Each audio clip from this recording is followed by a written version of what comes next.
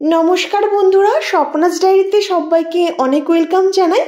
এই তালের সিজনে তালের বড়া তো আছেই, তার সঙ্গে আজ তৈরি করে দেখাবো তালের মালপোয়া রেসিপি। যেমন নরম হবে আর তেমনি ফুলকো হবে। তো বন্ধুরা, পুরো ভিডিওটি দেখার অনুরোধ রইল। এখানে একটা তাল নিয়ে নিয়েছি এবং তালটাকে ভালো করে গুলে তালের পাল্পটা বের করে নেব। তার জন্যে তালটাকে ধুয়ে প্রথম খোসাটা ছাড়িয়ে নিলাম। এবার 3 ভাগ করে নিয়েছি, যেহেতু এটা 3টে আঠির তাল। তো প্রথমে আঠিগুলো আলাদা করে নিয়ে হাত দিয়ে এইভাবে আঠিটাকে নরম করে নিচ্ছি। এখানে আমি কোনো জল দিচ্ছি না, যেহেতু এই তালের পাল্প দিয়ে আমি বড়াও তৈরি করেছিলাম, তাই জল ছাড়াই তালের পাল্পটা বের করে নিচ্ছি। তবে এখানে যদি তোমরা মালপোয়া বা ক্ষীর তৈরি করতে চাও তাহলে কিন্তু জল দিয়ে গুলে নিতে পারো। এখানে খুবই সামান্য জল দিয়ে তালের পাল্পটা আমি বের করে নিচ্ছি। তো দেখো, কিছু সময় ধরে সব আঠিগুলোকে আমি বেশ নরম করে নিয়েছি। এবার এই থালার সাইড দিয়েই তালের পাল্পটা আমি বের করে নেব। আশা করি তোমরা দেখে বুঝতে পারছো আমি কিভাবে তালের পাল্পটা বের করেছি। খুব সহজেই বেরিয়ে আসে আর কিছুই লাগে না। এবার এই তালের পাল্পটাকে বড় একটা সেকনির সাহায্যে ছেঁকে নিচ্ছি, যাতে ভিতরে যে আঁশগুলো রয়েছে সেগুলো খুব সুন্দর বেরিয়ে আসে। যে কোনো কিছু রান্না করতে গেলে এই তালের পাল্পটা কিন্তু অবশ্যই ছেঁকে নিতে হবে, ভিতরে আঁশগুলো থাকলে একদমই ভালো লাগবে না।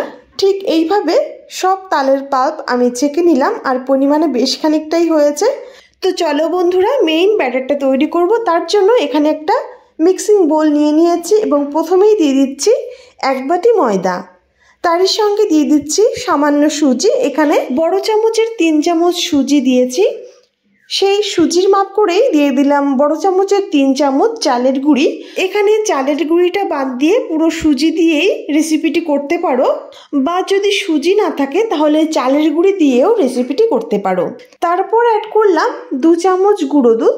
এবার বাটিতে নিয়ে নিয়েছি কিছুটা তালের পাল্প, আর কতটা গাঢ় সেটা তোমরা দেখতেই পারছো। তো এখানে 1 বাটি মতো তালের পাল্প নিয়েছি, আর অল্প অল্প তালের পাল্প দিয়ে আমি গুলে নিচ্ছি। এখানে যেহেতু তালের পাল্পটা বেশ ঘন আছে, তাই কিন্তু পুরো তালের পাল্পটা দেওয়ার পরেও বেশ খানিকটাই ঘন রয়েছে।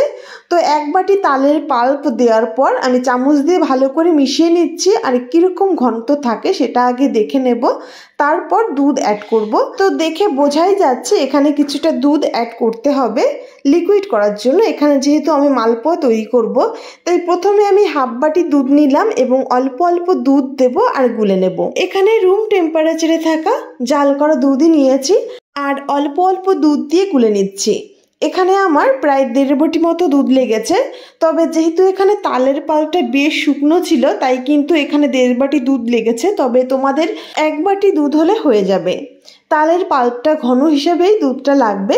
তো এখানে আমি দেখো আরও 1/2 বাটি দুধ নিয়েছি এবং গুলে নিচ্ছি, এবং লাস্টে ব্যাটারটা কীরকম থাকছে সেটাই তোমাদের শেয়ার করব। তো দেখো, অল্প অল্প দুধ দিয়েই আমি কিন্তু গুলে নিচ্ছি, একবারে বেশ খানিকটা না দিয়ে অল্প অল্প দুধ দিয়ে ঠিক এরকম একটা ব্যাটার তৈরি করেছি। তো দেখে আশা করি বুঝতে পারছো কতটা ঘন আছে। তো এখানে আমি কিন্তু এখনও চিনি অ্যাড করিনি। এবার এখানে অ্যাড করে দিচ্ছি 1/2 বাটি চিনি। তবে যে যার স্বাদ অনুযায়ী চিনিটা অ্যাড করবে। এই চিনিটা গলে যাওয়ার পর ঘনত্বটা আরও একটু হালকা হবে। প্রথমে আমি ভালো করে মিশিয়ে নিলাম।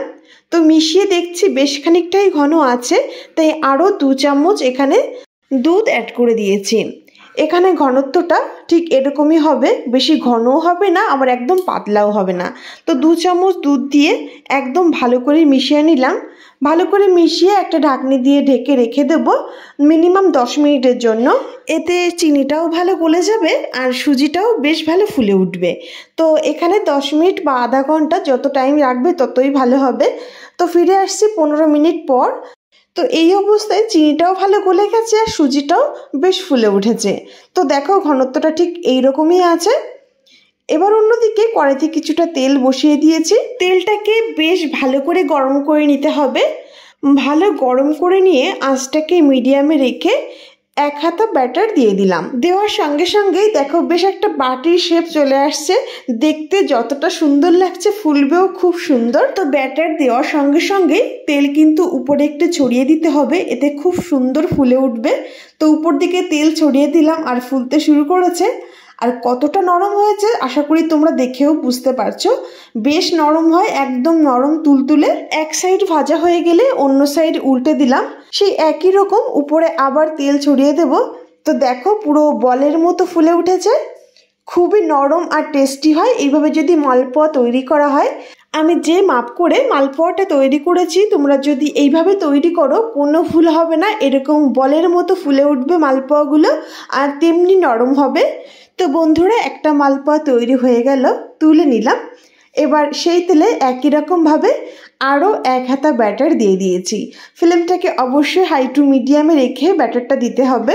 ব্যাটারটা দেওয়ার পর যখন ফুলতে শুরু করবে, উপরে একটু খুন্তির সাহায্যে তেল ছড়িয়ে দিচ্ছে, এতে খুব সুন্দর ফুলে ওঠে।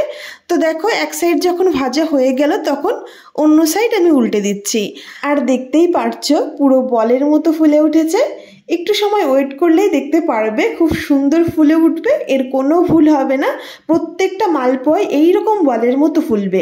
একইভাবে আমি প্রত্যেকটা মালপোয়া তৈরি করে নিয়েছি, যেমন ফুলকো হবে আর তেমনি নরম হবে, টেস্টটাও হয় অসাধারণ। আশা করছি তোমাদেরও ভালো লাগবে। যদি রেসিপিটি ভালো লাগে বাড়িতে একবার অন্তত ট্রাই করে দেখো, আর ভালো লাগলে আমাকে কমেন্ট করে জানিও যে তোমাদের কেমন লেগেছে। তো বন্ধুরা, আজ এই পর্যন্তই, দেখা হবে নেক্সট কোনো ভিডিওতে। সবাই অনেক ভালো থেকো, সুস্থ থেকো।